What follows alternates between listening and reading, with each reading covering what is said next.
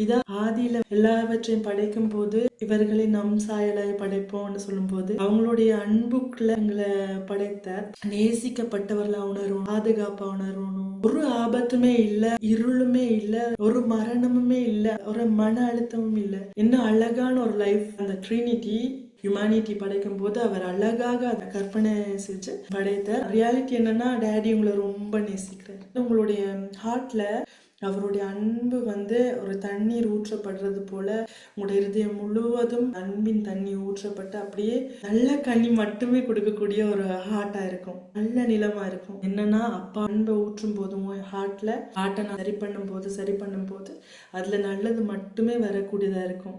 நான் உனக்கு ஒரு தீங்கும் நான் பிளான் பண்ணல, எப்போதும் என் அன்புல உடைய ஹார்ட்ல ரிசீவ் பண்ணி அது ரியல் டென்ஜிபிளா இருக்கும், தொட்டு உணரக்கூடிய ஒரு மாதிரி அவருடைய நேசத்தை ஹார்ட்ல அவர் ஊற்ற விரும்புறார்.